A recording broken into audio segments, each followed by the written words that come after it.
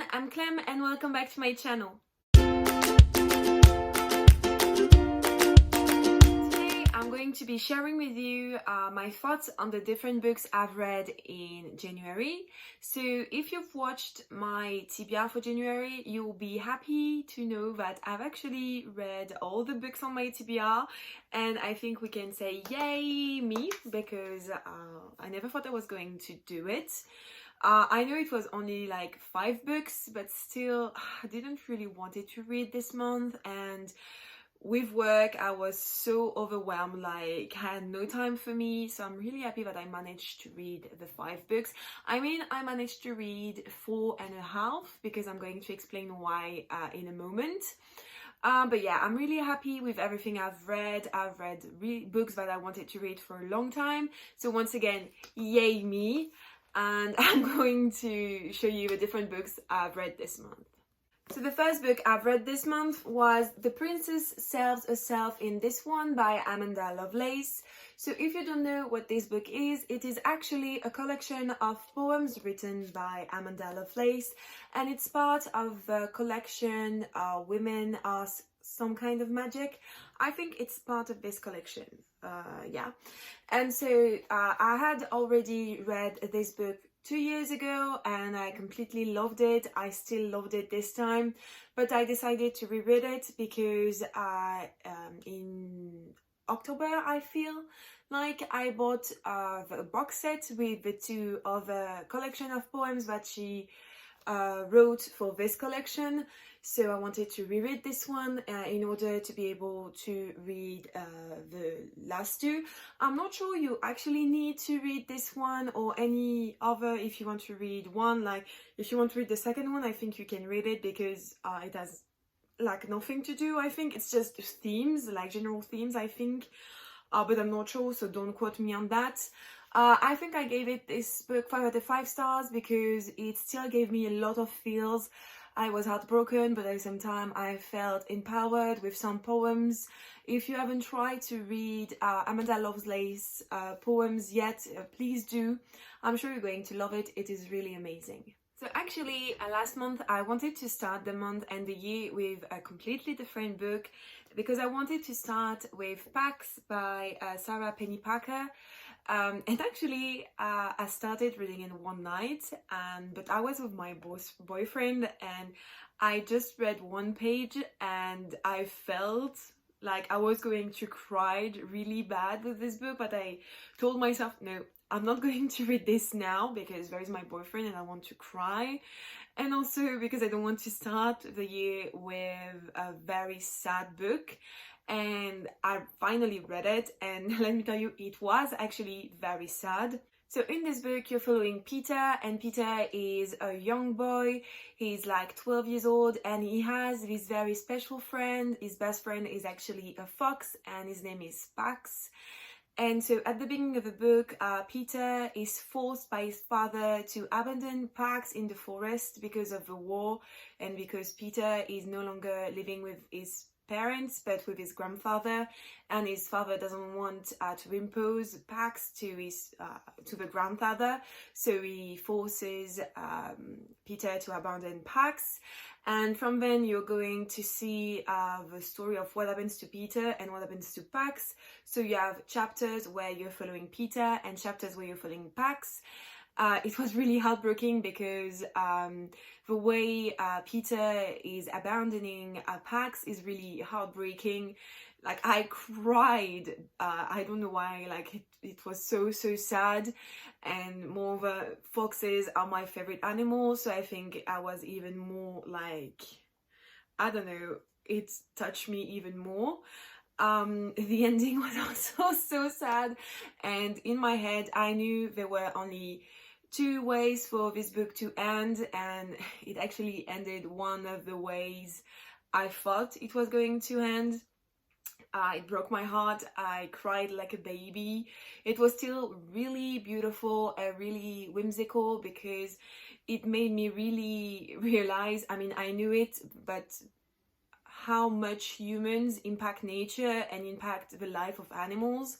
Like when you're following Pax, you really see how his environment and the different animals in the forest are being, like, their life is being impacted by the war, and no one cares about them, and it was really super sad, and I was so mad at myself as a human. So yeah, it was a really beautiful book. I gave it 5 out of 5 stars. I really recommend it if you want to read it. It's super short and super cute and actually really, really good.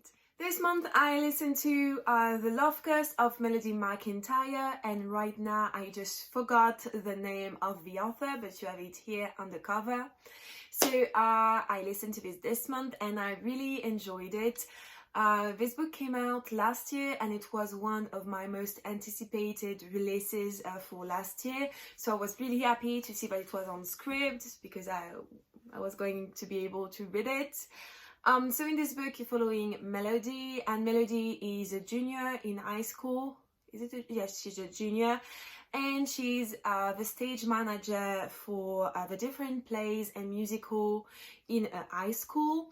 And so at the beginning of the book, it's the play of the year, and Melody gets dumped by a girlfriend during the last show of the season, and of course the show is almost like, how do you say, ruined because of this breakup. And we learn that the next thing they're going to do is actually the musical Les Miserables, and of course Melody is the stage manager for also this production, but they have the cast and the take crew, they all have this thing with curses in the theater, because way back in 2007 there were a curse and the show like got cancelled because something bad happened. So every year they decide that this is going to be a curse and this is the thing you have to do, like the counter curse, I think it's how you say it.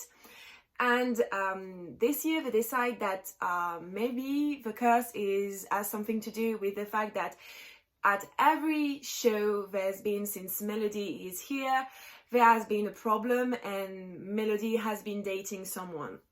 So they think that this is related, and so they ask to Melody to not date or even fall in love with anyone during the production. And so Melody says yes, but she never thought she was going to meet Odile, the senior, that is actually an actress, like a real actress. She filmed in series and movies, and she's really popular, and she never thought that she was going to get close to this girl and actually fall in love with her. So it's going to be a problem for the two of them. And that's basically what is the book about. I really liked it, first because it has something to do with theatre, and I've been doing theatre for like almost 10 years, I think. So I really like when I see something I'm passionate about in a book. It was really amazing, and also I learned a lot of stuff because when I do theatre I'm just an actress, and this time I could see a lot about the tech crews and all of the stuff. I really enjoyed that. It was really nice. Also, there was a lot of humor in this book. I laughed sometimes, and the love story of course is super cute. I'm not going to tell you how it ends, but I really liked it. It was a good book and I'm really happy to have read it. Yeah, so if you want to read something cute and a bit quirky, I advise you to read this book. This month I also reread Scythe by Neil Shusterman, because if you've been following me at least since this year, you know that my plan is to read the entire trilogy of the Arc of Scythe. So this is the first book. I had read this back in 2017 and I had really enjoyed it. And actually this book, I read it in 3 days and I was really surprised. I never thought I was going to read it that fast, but I mean, it's a really fast-paced book and you're not really bored. If you've been here since 2017, I have to tell you that my opinion on this book hasn't changed. I still like it.